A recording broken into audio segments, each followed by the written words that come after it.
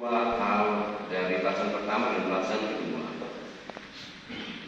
Bacaan pertama tadi kita dengar tentang Daud yang pada masa akhirnya dia mau mati, panggil anaknya Salomo dan dia katakan ikut perintah yang digariskan oleh Musa, dan kalau kamu ikut yang itu kamu akan hidup, kerajaanmu akan kokoh sebagaimana yang telah dijanjikan Tuhan kepada saya. Dan kemudian Daud mati, dan dikabarkan juga dituliskan dalam kitab suci, ia memerintah Israel selama 40 tahun dengan rincian 7 tahun di Hebron dan 33 tahun di Yerusalem, kota yang didirikannya sehingga dinamakan kota Daud. Apa pesan yang bisa diperoleh dari ini? Pesannya adalah kalau kita dekat dengan Tuhan, kalau kita mengikuti perintah Tuhan, maka kepribadian kita akan menjadi kokoh dan kita akan bertahan. Apa yang kita buat akan menjadi hal yang inspiratif bagi orang lain dan dia akan terus berkembang di kemudian hari. Banyak yang kita buat, terutama yang telah dilakukan oleh para misionaris, dan mereka melakukan apa yang bisa kita buat, tapi mereka yakin bahwa itu akan berhasil meskipun mereka tidak memetik hasil.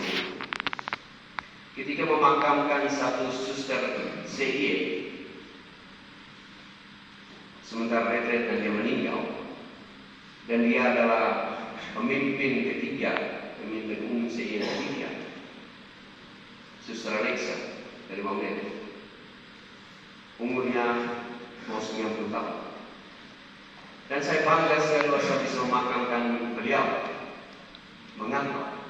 Karena mereka adalah orang-orang yang menanam seperti para misionaris dulu. Saya tidak mungkin mencapai mereka, tapi suster ini saya bisa sampai pada cerita pada dia tentang masa lalu. Dan saya katakan kepada mereka, apa yang kita peroleh sekarang adalah hasil dari apa yang ditaburkan oleh para misionaris dulu.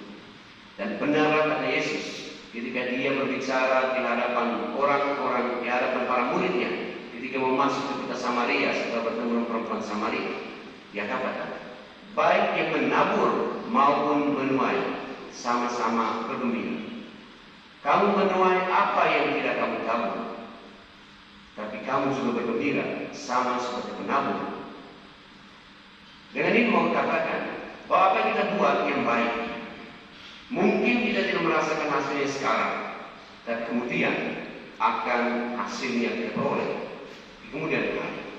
Karena itu kedekatan kepada Tuhan selalu membawa kesempurnaan dan kekokohan di dalam kepribadian kita.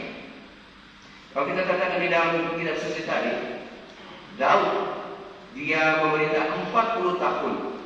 Agaknya untuk saya angka ini terlalu tepat untuk dikatakan untuk menyederhanakan masa lamanya Daud berkuasa. Apakah benar 40 tahun?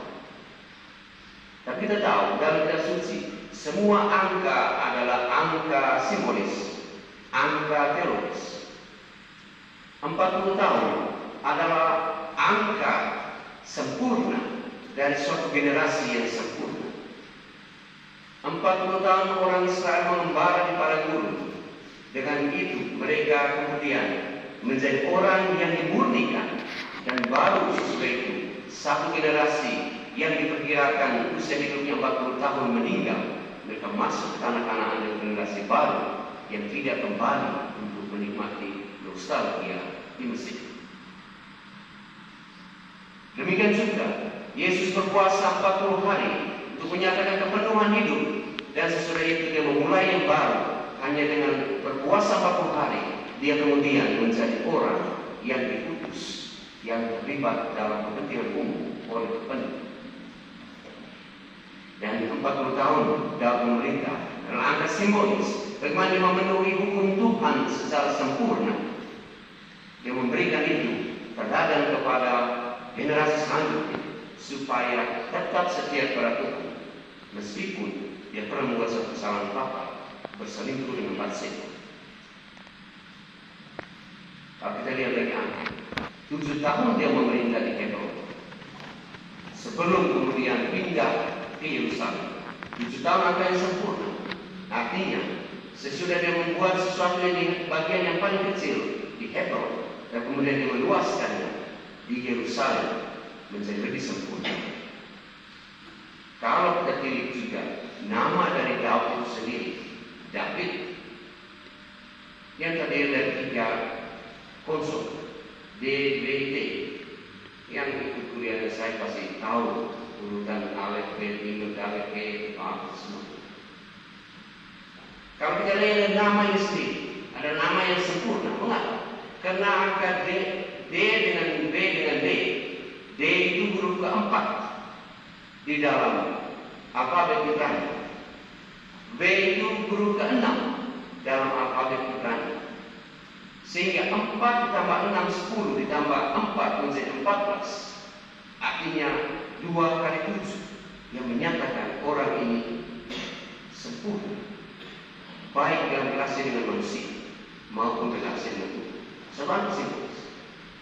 Pertanyaan untuk kita, seberapa dalam kita memiliki kedekatan dengan Tuhan sehingga pada akhirnya kehidupan kita menjadi kokoh, menginspirasi orang lain, dan juga meninggalkan terang bagi sesama, supaya mereka juga diinspirasi baik oleh kita maupun oleh sahabat Tuhan itu sendiri.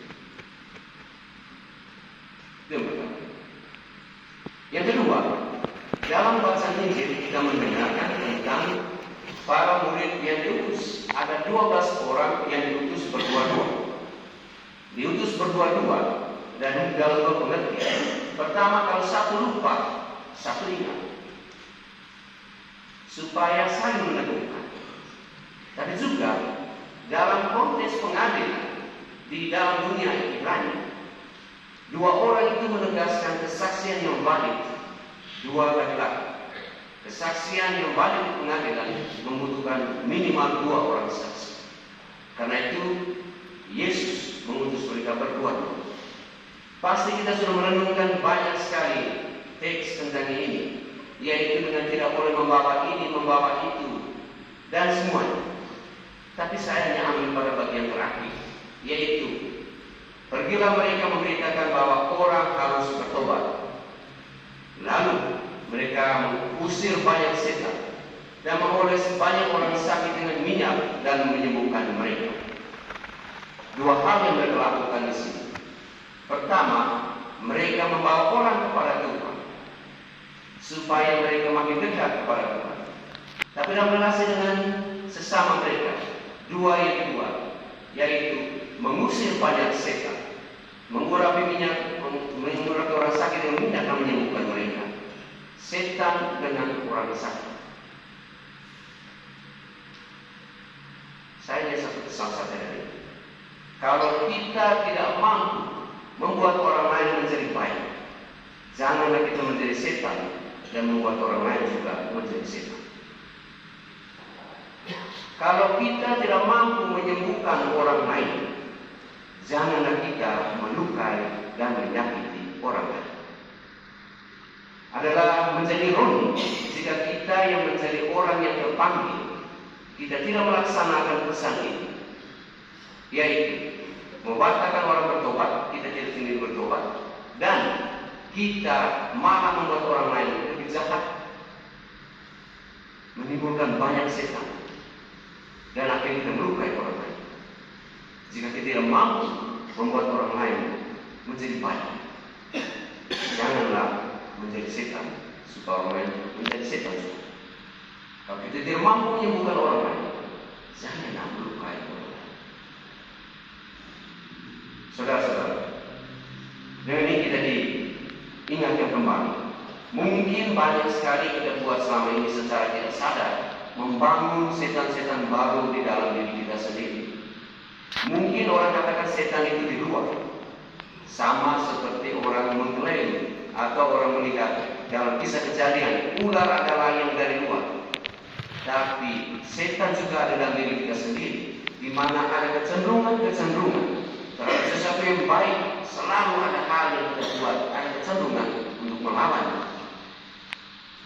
Karena itu kita diingatkan untuk senantiasa bertobat bagi diri kita sendiri, dan dengan demikian kita mampu untuk membawa hal yang baik, bahkan kita juga bisa membantu orang lain mengusahakan hal-hal yang baik di dalam kehidupan mereka.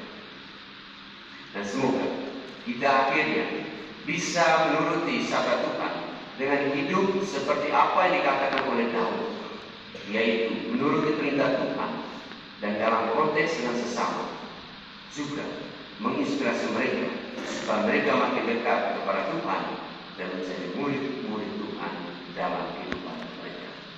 Tuhan memberkati kita semua. Amin.